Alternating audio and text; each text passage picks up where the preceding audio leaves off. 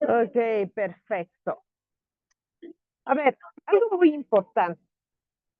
En todo lo que es epistemología, evidentemente la mayoría de las tesis tiene un capítulo puro o un capítulo adicionado al marco teórico principal de la problemática.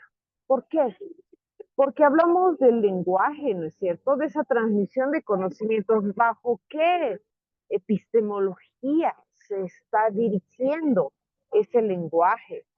El que estamos utilizando, el que va a basar el conocimiento científico, las normas, las reglas, que es muy importante.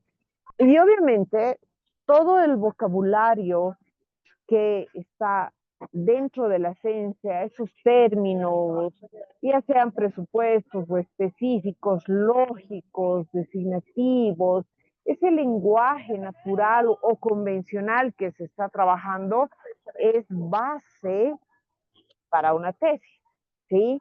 Ahora, debemos recordar que tanto en la premodernidad como en la modernidad ha habido distintas unidades, ¿no? Distintas armonías, sujetos, objetos, visión de la diferencia y la relación entre ellos. Pero esta es una temática desde el punto de vista del tema base y la problemática y el enfoque que le está dando a la investigación. Dentro de la modernidad, evidentemente, tenemos varias visiones, ¿no?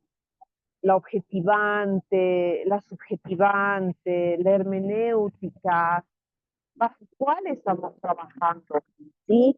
Es por eso que este elemento epistemológico es único de cada investigación. No importa que todas sean, o cuatro o cinco sean de ciencias sociales, otras tres sean de ciencias naturales, otras dos sean de matemática pura. No, no interesa directamente en el sentido de que cada problemática, cada visión y cada teoría tiene diferente base, ¿sí? Esa posición epistemológica, por ejemplo, objetivante, ¿sí? Va a estar reflejado en esa acción. Puede que esa relación se perciba como desconectada, o si el sujeto es lógico, metodológico, va a ser un sujeto que refleja las propiedades, que no agrega nada nuevo. Pero entonces, ¿cuál es la problemática en la cual nos estamos basando? ¿Sí? Ahora, si la posición epistemológica es subjetivante, va a haber un privilegio del sujeto con la relación con el objeto, va a haber una acción intencional del sujeto, ¿sí? Y evidentemente el objeto va a quedar reducido a un fenómeno, ¿no? Entonces, realmente es de parte de la temática. Y por último, si la posición epistemológica es hermenéutica, ya esto es un abordaje de una constitución a posteriori, se estudia la circularidad de las objetividades y subjetividades, ¿no? Por un lado, la subjetividad reflexiva, tanto la reproducción y la representación perfecta. Entonces, ¿cuál es el enfoque, no? Entonces, ¿cuál es la figura epistemológica clásica? Es la relación de sujeto-objeto, ¿sí? Hay cambios, claro que sí, hay redimensionamientos, por supuesto que sí, hay una contextualización mutua, evidentemente. Hay cambios en el estatuto del sujeto del saber. Son espejos, se reflejan tal cual es la realidad. Los sujetos del saber son resultados de una acumulación de subjetividades. Esas subjetividades no está centrada en la relación contextual de otras praxis. ¿Cuál es la visión? ¿No? ¿Cuál es la visión que se tiene? El redimensionamiento de la noción del objeto del saber. Esos objetos del saber no son ni pueden ser idénticas en cosas mismas. Son constructos teóricos del saber. Hay una construcción intersubjetiva, hay un lenguaje, hay un discurso. ¿Cuál es la posición que estamos visualizando? ¿No? Hay una contextualización mutua del sujeto, del objeto, hay una praxis cotidiana del mismo, evidentemente, hay una circularidad entre nuestro sujeto, nuestro objeto, como lo estamos visualizando a partir de nuestra temática, de nuestro planteamiento, y es importante, ¿no? Poder visualizar que hay una praxis cotidiana en la misma, ¿no? Ahora, evidentemente, ¿no? De la verdad objetiva pura, que se basa en la correspondencia de la verdad contextualizada, evidentemente va a haber consecuencias. ¿Cuáles? Consecuencias, esa mutación de la concepción contemporánea y el cambio del estatuto del sujeto, un redimensionamiento del objeto, un subobjeto, un intero objetivo. Sí, eso nos decía Kurt Wundel y Thomas Kahn. ¿Sí? Entonces, la visualidad de esa epistemología de la base que yo tengo, ¿cuál es? ¿En cuál se van a basar? ¿Sí? Porque obviamente puede haber una neutralidad valorativa por los diversos compromisos sociales del saber, ya sea en una base histórica, cultural, de raza, de familia, o contrarios a la visión, porque se quiere homogeneizar las culturas. Esto conduce a una sociedad como un sistema. ¿Cuáles son los resultados? ¿Qué van a generar ese sistema? ¿Van a apoyar ese sistema? Es muy oportuno también tener ese conocimiento, esa construcción valorativa, esa representación del mundo, cuál estamos visualizando, cuál es la interferencia recíproca que estamos viendo. Hay una actividad objetivizadora, hay una centralidad de la subjetividad. Evidentemente hay dos enfoques, ¿no? Una visión clásica moderna y una visión no clásica. ¿Cuál es la visión que tiene el investigador? ¿Cuál es la visión en la que se va a basar? ¿Sí?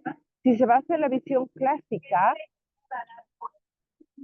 hay una investigación social de primer orden, producción del conocimiento.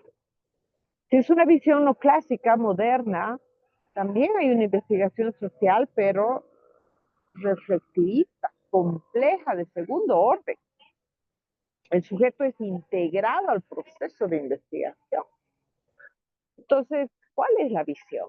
¿Tienen una visión clara, moderna, o tienen todavía una del precolonialismo, tienen ese otro tipo de visión que también puede ser, ¿no? De las que hemos visualizado. Y a partir de esa base se van a formar las diferentes paradojas, ¿no?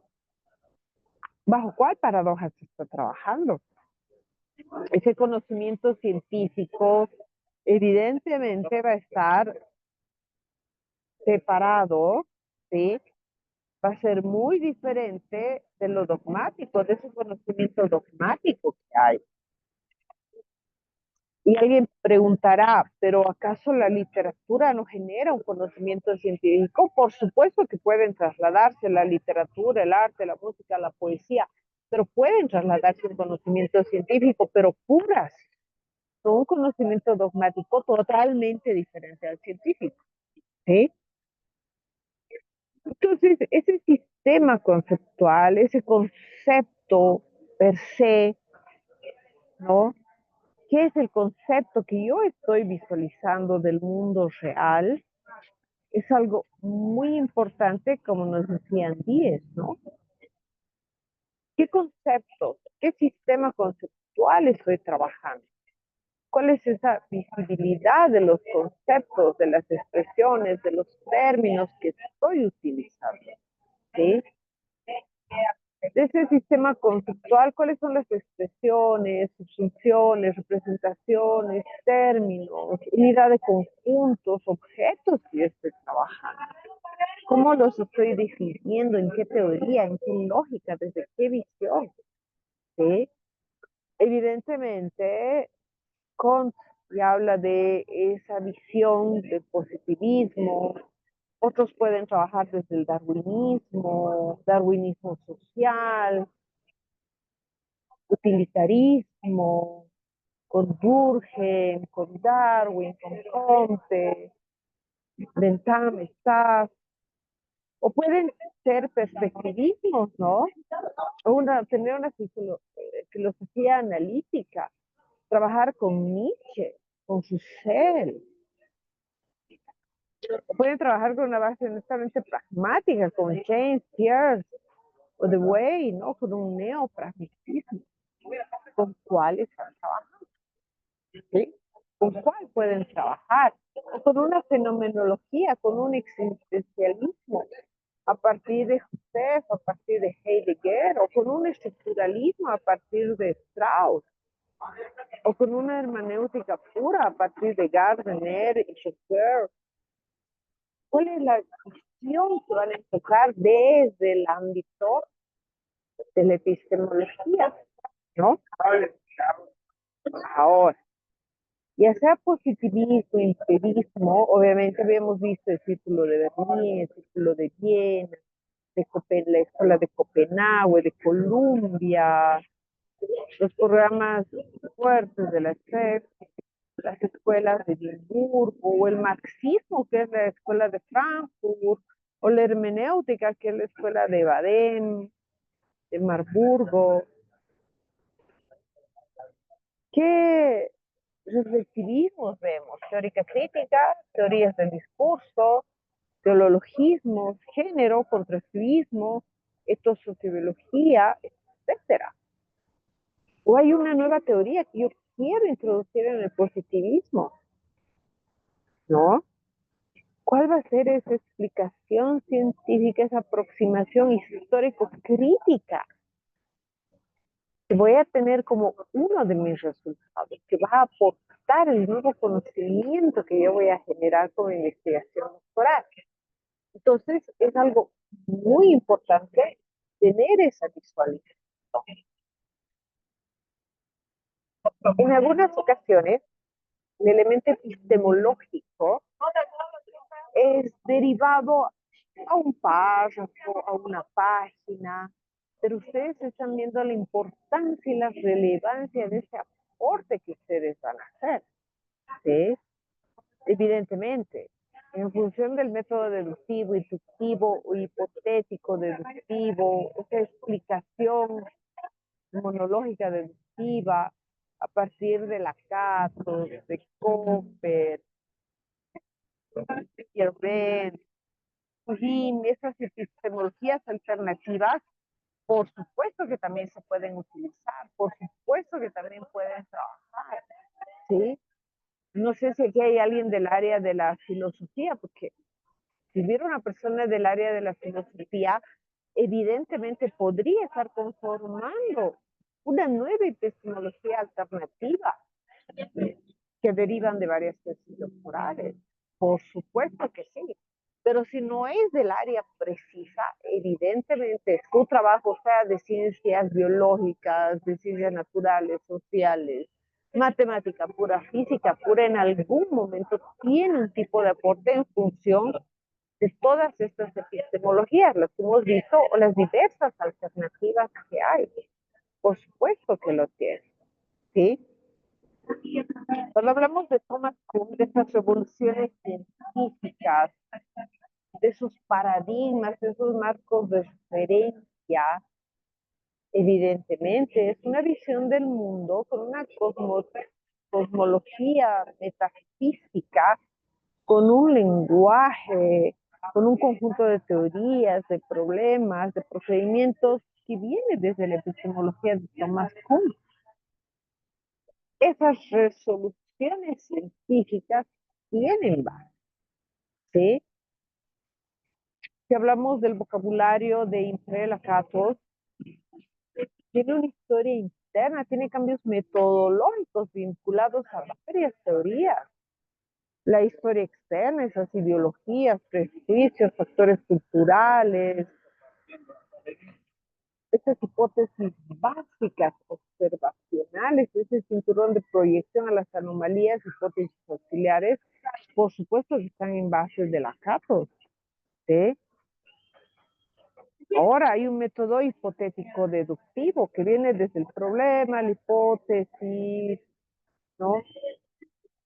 Baja a las observaciones, a las deliberaciones, a la experiencia propiamente dicha para tener una confirmación y generar una ley.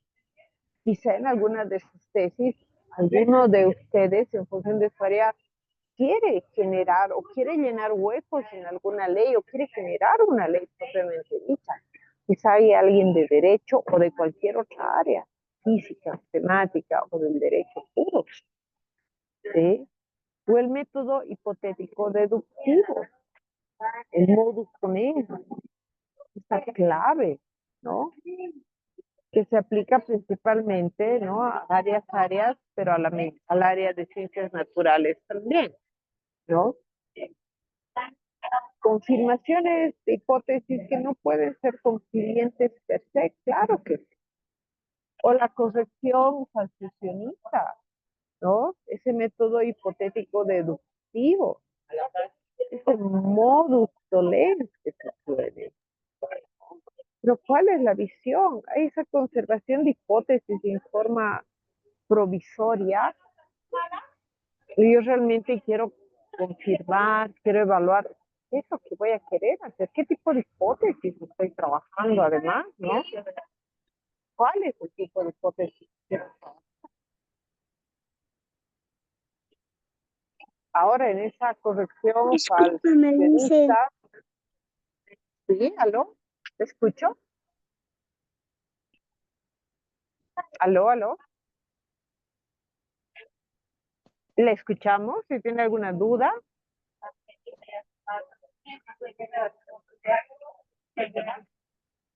Ah, muy bien.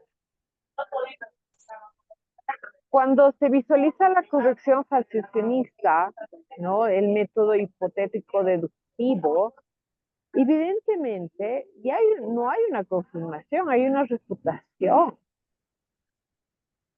¿sí? Que va a basarse de problemas, ¿no? De observaciones, que va a ser una heurística conjetural. Pero aquí la pregunta Discúlpame, es, dice. ¿sí? ¿Sí? ¿Le escucho? Dígame. ¿Le escuchamos? ¿Aló?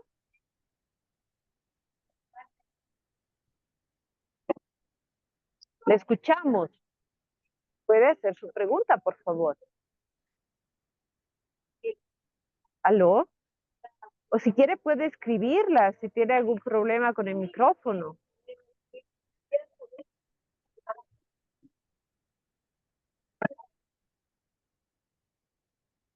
¿Aló?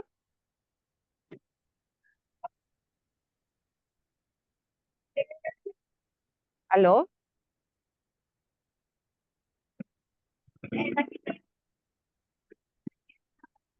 Bueno, a ver, continuaremos. ¿Quiere puede alzar la manito si arregla su micrófono? Les hablaba de la corrección falsacionista, ¿no? Ese método hipotético deductivo, donde no hay una confirmación, sino puede haber hasta nuevas hipótesis. Se pueden generar nuevas hipótesis. ¿Cuáles son esos problemas del falsacionismo? Esa complejidad de situaciones de contrastación, la refutación depende, ¿no? De problemas verdaderos, pueden estar en base a teorías que no se refutan por decisión de muchos científicos o contradice la historia de la ciencia. Aquí el objetivo, ¿no? Que se visualiza no es que está llenando huecos en la teoría, sino está contradiciendo algunas teorías. Quizá algunos tengan objetivos que van a contradecir o que quieren encontrar algo que hay una gran posibilidad de que contradiga algunas. ¿Sí? Entonces, ¿cómo van a visualizar su epistemología? ¿Sí? Ya sea deducción, inducción, abducción. Si es deducción, ¿cuál va a ser su regla? ¿Cuál va a ser el caso? ¿Cuál es el posible resultado dentro del objetivismo? Pero si hablamos de la inducción y de la abducción, ya estamos dentro del subjetivismo, pero con la misma lógica. ¿Cuál es el caso, el resultado y las reglas que se va a trabajar? ¿Sí? Y ahí tenemos ejemplos distintos de esa visión. Por ejemplo, en la deducción, todas las habas de esta bolsa son blancas, mientras que en la inducción, estas habas son de esta bolsa. Y en la abducción, todas las habas de esta bolsa son blancas. En el primer caso, estas habas son de esta bolsa. En la inducción, el caso, ¿sí?, cambia con el resultado porque estas habas son blancas y en la abducción hay solo un resultado, que las habas son blancas, ¿sí? Entonces, como yo he puesto ese mi problema, una deducción con una base inductiva, una abductiva, ¿cómo estoy visualizando ese problema? ¿Sí? Evidentemente, desde 1960 hasta la época, desde el postestructuralismo, el postmodernismo y el neopragmatismo, cada uno se puede basar en diferentes epistemólogos, en diferentes bases epistemológicas, pero eso va a depender a su tema. No hay una red. Cada investigador profundiza, visualiza a dónde quiere llegar, qué es lo que quiere evaluar, cómo lo quiere evaluar, ¿sí? Desde el 1960 hasta la actualidad, ¿sí? Por ejemplo, Niklas Luhmann, ¿sí?, hablaba ya de la autorreferencia, ¿no? De la autoorganización, de la comunicación, de programas de resonancia, por ejemplo, ¿sí? Que trabajaba con bases de sistemas sociales, de un agrupamiento estructural, ¿no? O la teoría general de la sociedad, ¿sí?, que tenía otra base, ¿sí?, que hablaba de esa estructura funcionalista, ¿no? De Pearson, la teoría de la comunicación, la teoría general de la sociedad, esa cultura jurídica, esa teoría de sistemas, de ciencias cognitivas, de teorías de comunicación, de educación, una gran cantidad de información, ¿sí? Y obviamente hay varios sistemas que han sido observados con una distinción clara de sujetos-objetos, pero son sistemas observadores, ¿sí? Tienen esa base teórica. Si hablamos de Prigogine, que habla del nuevo lenguaje, que habla de los problemas de investigación, de esas estructuras, que ha sido premio Nobel en Química en el 77, obviamente Prigogine tiene otra visualización, ¿sí? Heisenberg, Bohr, ¿cuál es el significado de la realidad? Toda esta historia que hemos venido recorriendo desde el primer día nos deja visualizar una historia y más que por una cuestión de la humanidad, ¿cuál es el significado de la realidad? Sí, buenas noches, ahora sí le escuchamos.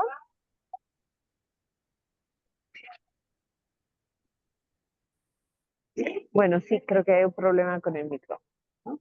Entonces, cada epistemólogo tiene una historia teórica. Tiene varias, algunos, como Bohr, por ejemplo. Más, sin embargo, ¿en cuál nos vamos a basar? Recuerden que la epistemología es una parte de mi trabajo, una parte, no es todo. Pero esa parte puede ser en un 70, en un 20, en un 50, en un 80% el resultado.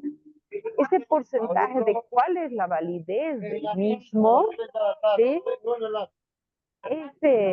Esa validez, el porcentaje que cada uno de ustedes les va a dar es individual. Es individual. porque es en función a su temática y a su problema de investigación y a la visualización base que tiene cada uno de ustedes. ¿Sí?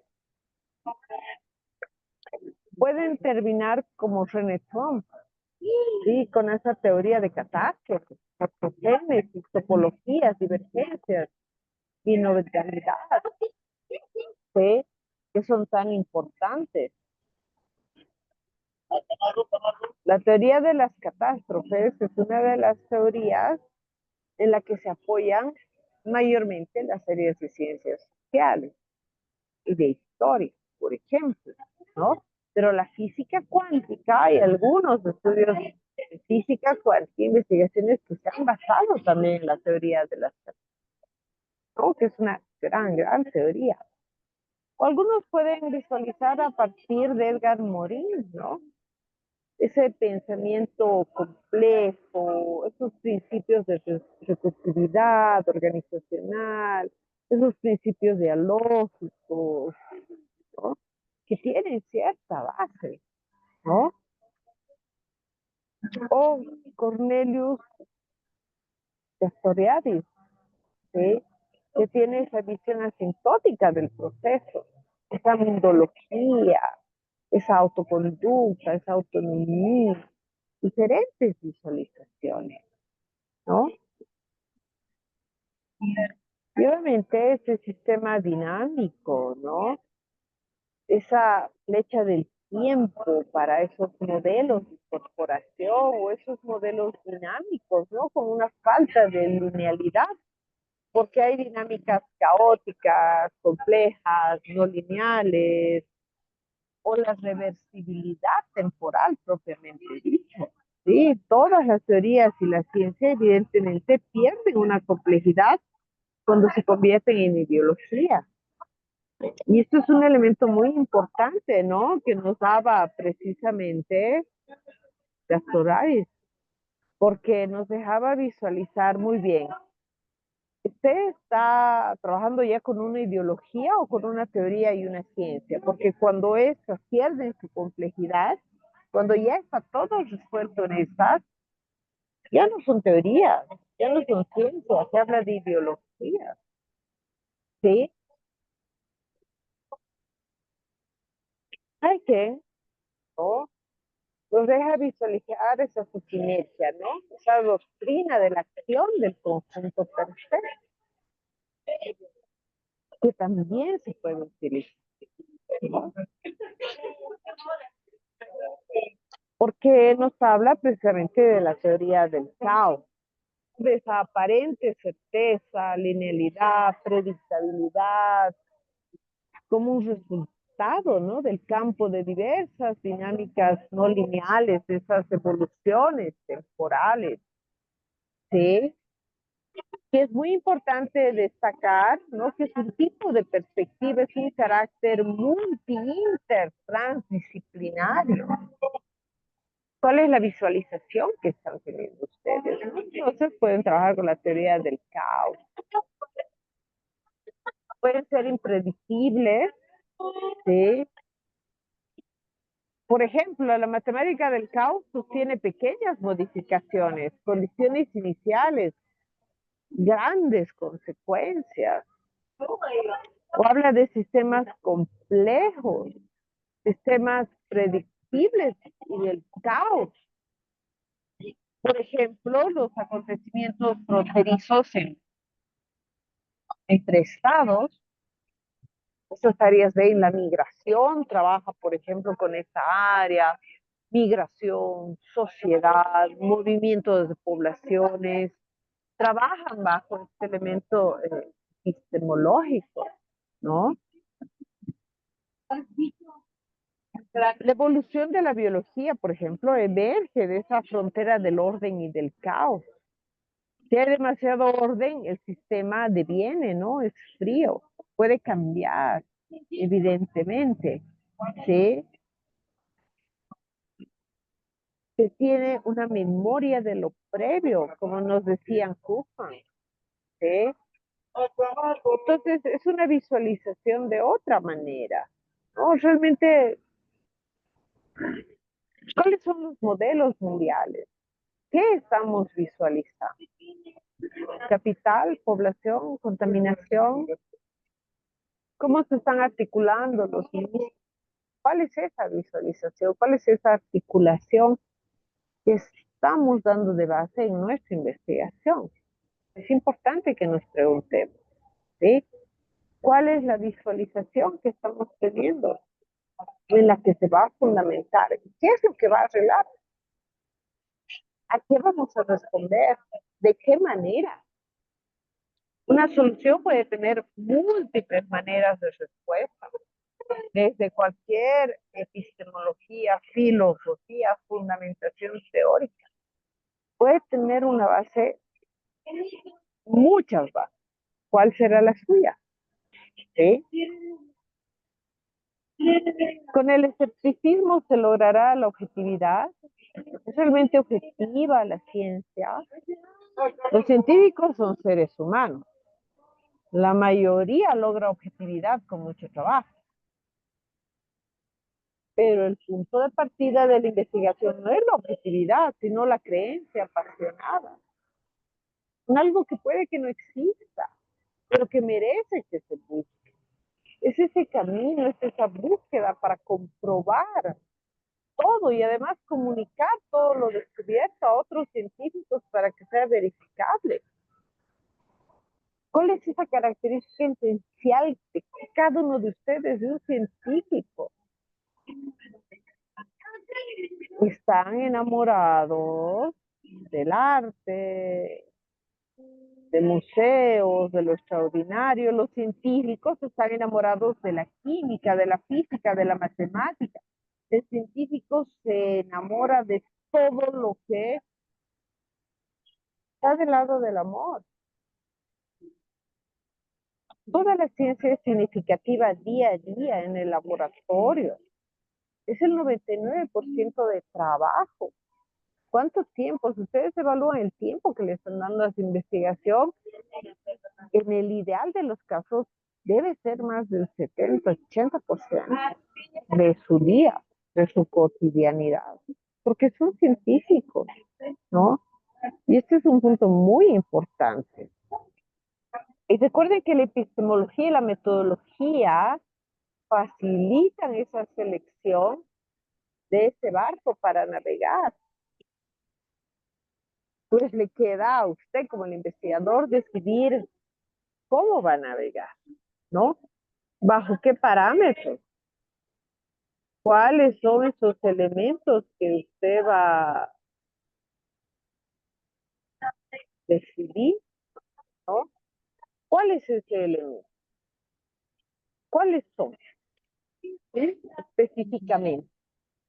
Algo muy importante, ¿no? Algo muy importante es visualizar precisamente que la epistemología como disciplina filosófica va a jugar un papel crucial en la investigación a nivel doctoral, evidentemente, porque es en ese nivel que se profundiza el análisis crítico de fundamentos, métodos, alcance del conocimiento científico, que va a permitir construir su investigación al doctorante sólida y válida. Porque esa epistemología le va a ayudar a comprender cómo se genera, cómo se justifica y valida ese conocimiento respectivo en cualquier campo, en cualquier área, para reflexionar esa investigación, ese avance del conocimiento en la sociedad. Esa epistemología a nivel doctoral es ese análisis del conocimiento, esa reflexión, ese desarrollo de posturas epistemológicas y obviamente es fundamental para la formación de ese investigador crítico, reflexivo, capaz de generar ese conocimiento original y contribuir con el avance de la ciencia y la sociedad. Es un impacto en la investigación en todas las áreas, ¿no? Y es de gran impacto el mismo, ¿no? Es de gran impacto. Entonces, es muy importante, ¿sí?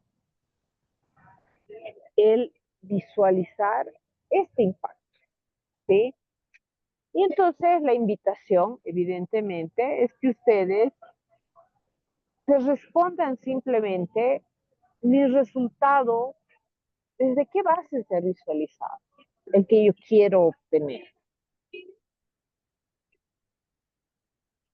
¿Qué base epistemológica va a tener? ¿Apoyará a Kuhn? ¿Apoyará a Kant? ¿Será una epistemología moderna? ¿Tendrán bases de falsacionismo? ¿Tendrán bases hipotético-deductivas, inductivas? ¿O estaré en base de las datos? ¿Cuál es esa su base epistemológica?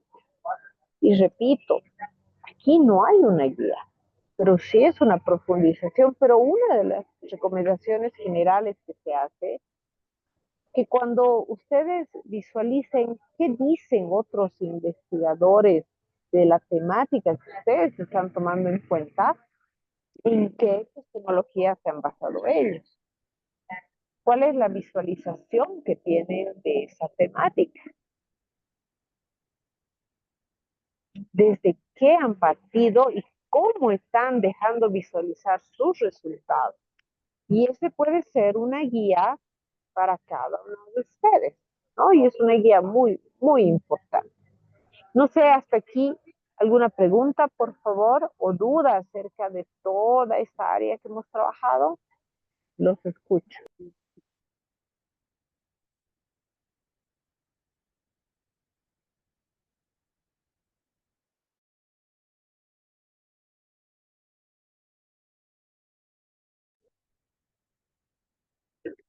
Muy bien. Miren, comunicarles que por horario, ¿sí? De nuestro horario que tenemos, recordarles, ¿no? Recordarles que, bueno, uno, hemos insertado los foros de manera grupal, el primer trabajo, el último trabajo, y la presentación del trabajo final es el 2 de agosto. Sí, es el 2 de agosto. Pero evidentemente, ¿no? Hoy como última clase, ¿sí? Tenemos la visualización de que cada uno, ¿no? Así en el fresco de la lógica teórica de la epistemología, puedan empezar a hacer el trabajo final, ¿sí? Puedan visualizar ese trabajo y realmente puedan profundizar y que les sirva de manera paralela a su propio trabajo, ¿no? Que ese es el objetivo, ¿sí? Entonces yo los invito, ¿no? A que en este tiempo profundicen esa temática, ¿sí? Profundicen lo que quieren hacer en función de la tarea final que tienen y bueno, invitarlos a que empiecen a trabajar, esperar hasta el 2 de agosto que por favor recuerden que los foros, si bien algunas cosas hemos trabajado de manera grupal, otras individual, de igual manera, todos pueden trabajar de manera individual. Si por alguna razón no han podido estar en las horas de aula, cuando hemos trabajado, eso no hay ningún problema, pero suban todo hasta el 2 de agosto, por favor, ¿sí? Alguien me preguntaba y me decía que hay elementos que podrían estar cerrados. Quizá, miren, yo no cierro sistema, ¿no? Ustedes pueden colocar los foros, quizá les salga un anuncio, ¿no? Tarea retrasada un día, 2 días u horas, no hay problema, yo personalmente no evalúo ese elemento, pero lo que sí se evalúa es que todos sus trabajos estén en plataforma, ¿sí? Entonces los invito a que hagan la revisión de la plataforma, si es que hay algún elemento que no está activado, guarden sus trabajos y actívenlos después, pero todo está hasta el 2 de agosto. ¿No? Todo está hasta el 2 de agosto para que ustedes lo puedan llenar y lo puedan trabajar. Y bueno, yo espero, ¿no? El poder ver sus trabajos, sus tesis, que por las pocas temáticas que me han ido mostrando, visualizando, otros me han mandado, también me han parecido maravillosas. Y bueno, uno darles gracias por este módulo. Ha sido muy interesante conversar con muchos de ustedes. Sus trabajos, los que ya han enviado a plataforma, son muy buenos trabajos. Recuerden que entre el 3 y el 4 de agosto ya van a poder todos visualizar sus notas, ¿sí? Porque la fecha máxima es hasta el 2, ¿no? Entonces, darles las gracias por este módulo y bueno, cualquier consulta o duda, saben cómo comunicarse, ¿no? Con mi persona. Y bueno, yo los invitaría a ir a trabajar su trabajo final si es que no hay ninguna pregunta. A ver, los escucho. ¿Hay alguna duda?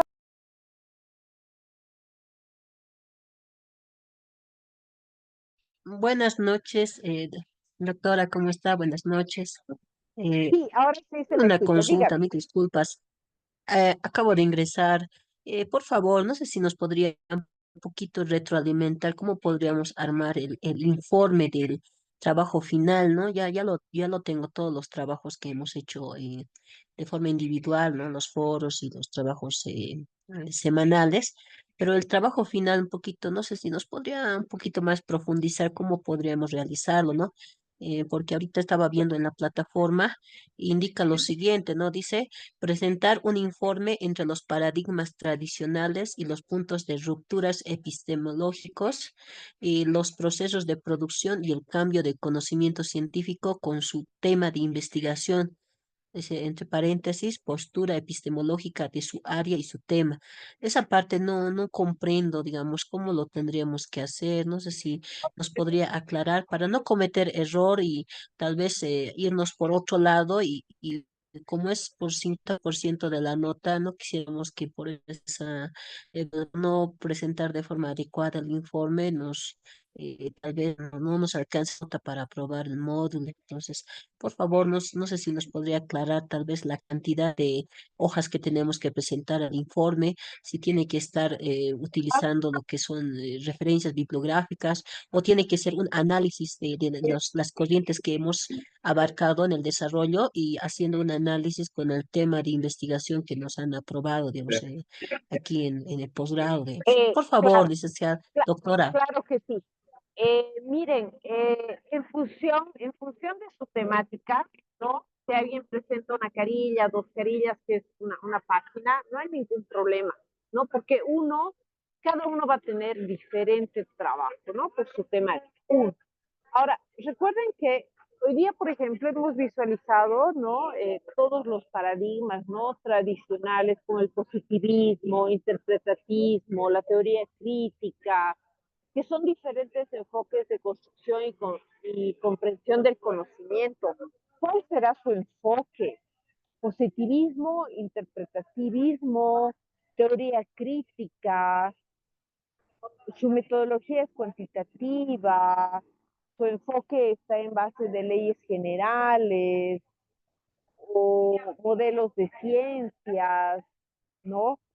Eh, ¿Cuál es la comprensión de su interpretación, su metodología? O sea, para hacerles un resumen, yo necesito que usted, por ejemplo, me diga, a ver, mi trabajo está visualizado desde el elemento deductivo, que apoya obviamente Copland, ¿no? O Kafka, ¿no? A partir del apoyo de Copland, Kafka, son esos elementos visuales, o son nuevas teorías, o yo voy a completar teorías, voy a generar nuevas teorías, o voy a contradecir una teoría que claro que lo puede hacer, cuáles son sus resultados esperados, pero desde qué visión epistemológica está trabajando, o podría trabajar, ¿no? Ahora yo entiendo, para la parte epistemológica, evidentemente se requiere mucho tiempo, ¿no? Es por eso que yo les he dejado un trabajo abierto para que ustedes puedan hablar, puedan trabajar, ¿no? Hacer propuestas que evidentemente quizá no sean las únicas y específicas de su trabajo, porque eso con la profundización teórica lo van a visualizar.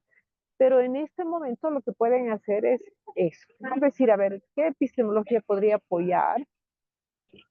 mi propuesta, mi posible resultado, es más deductivista o es más inductivista o es una epistemología postmoderna la que puedo utilizar, quizá no especificar una, pero decir, yo voy a trabajar con epistemologías postmodernas o alguien puede trabajar con epistemologías de Kuhn, por ejemplo, ¿no? En esa función del caos, por ejemplo, ¿no? Entonces, es una visualización y como les mencionaba, cada uno va a tener una diferente base filosófica, no completa al 100%, pero explicada de manera general, no hay ningún problema, no hay ningún problema. Y bueno, uno para que no sientan mucha presión, porque obviamente la epistemología es un campo tan grande, el consejo que yo les daba, ¿no? De las otras tesis, de los antecedentes, del marco conceptual que han ido revisando, seguro que han encontrado otras tesis doctorales que hablen del elemento, la temática o alguna variable y visualicen, ¿no? Qué bases epistemológicas han podido trabajar, porque eso también es una guía. Igual que cuando revisamos otros trabajos y vemos su metodología, los instrumentos, etcétera, también la parte epistemológica son guías de otros investigadores, ¿no? Entonces, se pueden hacer esas referencias, ¿no? Recuerden que esto no es un doctorado de epistemología. Ah, claro, ahí, claro, este trabajo ya tendría otro tipo de profundidad. No es necesario, por eso no les he pedido ahí una referencia específica bibliográfica, porque pueden utilizar una o dos o tres, o haber leído dos referencias y sintetizar. Por eso no les he pedido un número de referencias bibliográficas específicas, ¿no? Una, dos páginas como máximo, no hay ningún problema en este inicio.